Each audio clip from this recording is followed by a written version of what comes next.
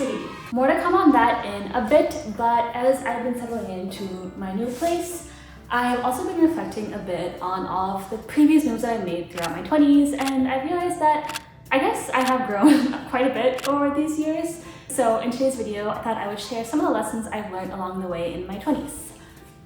So let's get into that.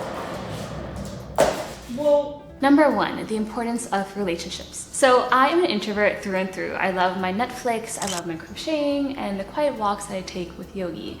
And so when I moved to Austin 3 years ago, I never would have expected that I would end up feeling lonely. But both living in the suburbs by myself, with occasional ventures out to the grocery store, followed by a pandemic, I realized that I actually needed to have people around me to even appreciate the time that I could spend by myself.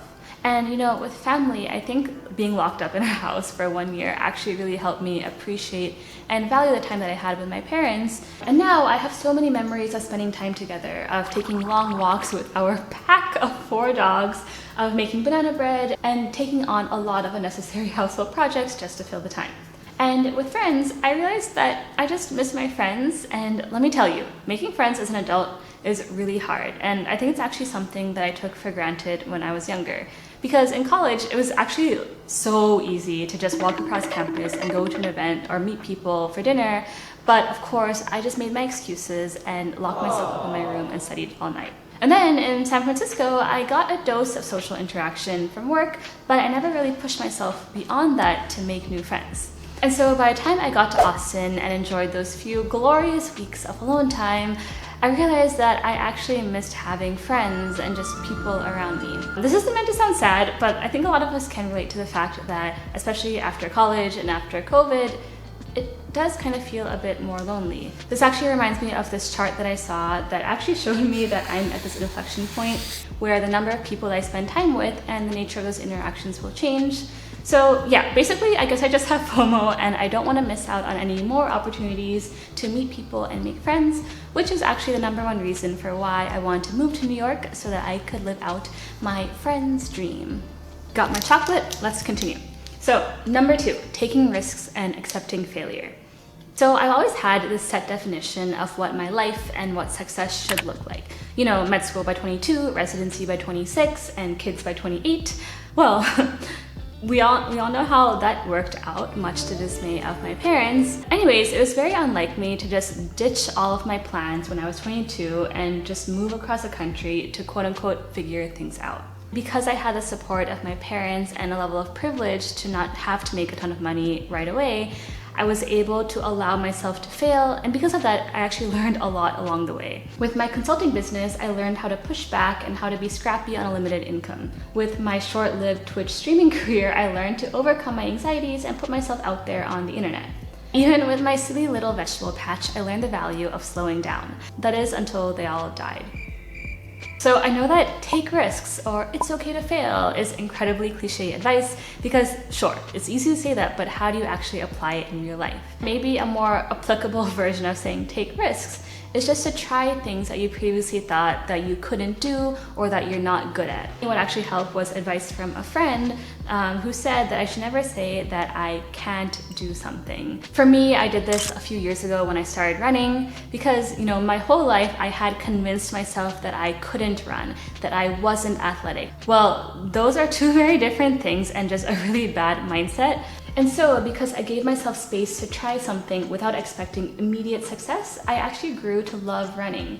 Not because I'm good at it, because you bet I'll be running out there with the aunties and uncles at the races, but because I genuinely enjoy it.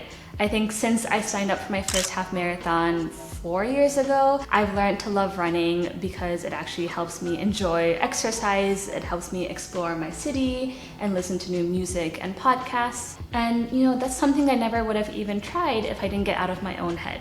And so when I say take risks, it doesn't have to be something big like making a big career pivot or starting a new side hustle or moving to a new city. Those are all great, but it could also just be something small like picking up a new hobby. So another big lesson, which might be obvious, is just adulting and doing so by putting myself in uncomfortable situations where I actually have to take on responsibility. For me, one of my biggest learning experiences in Austin was buying a house and recently selling a house, which sounds so weird and crazy to say. That was just my last run in Austin.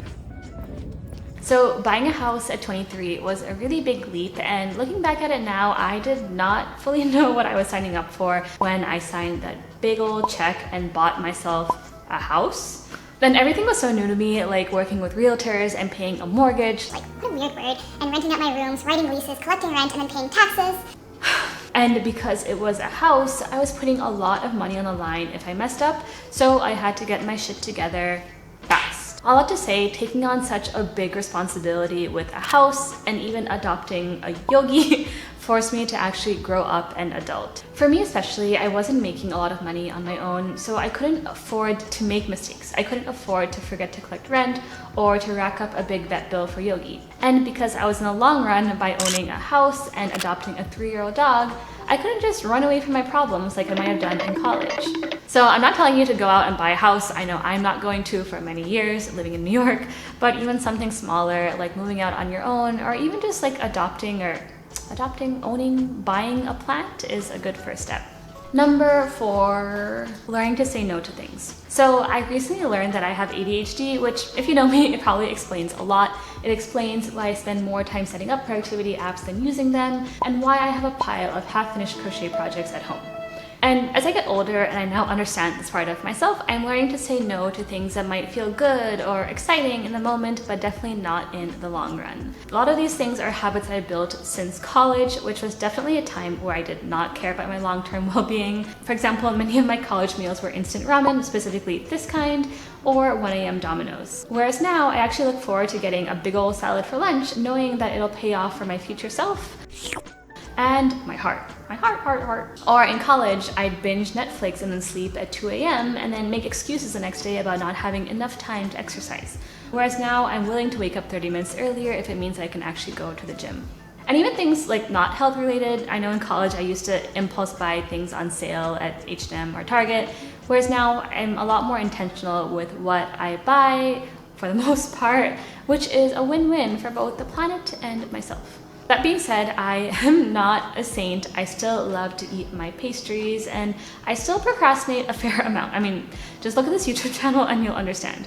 But I think I'm just a little bit more mindful of the decisions that I make today, thinking about how they'll affect me tomorrow or the next month or even a few years from now. And I think putting things into perspective specifically on how my decisions affect my health, especially after the pandemic, helped me just give pause and think about whether something is me talking or my ADHD talking. That being said, I'm working on this literally every day and it's still a work in progress because I still definitely spend way too much time on TikTok. I hope you enjoyed this video. If you did, please give it a like and subscribe. Taking lessons from this video, I will be investing in myself by putting time back into this YouTube channel. So if you have any requests for what you want to see, let me know down below in the comments. And yeah, see you in the next one. Bye. Hello. Want some?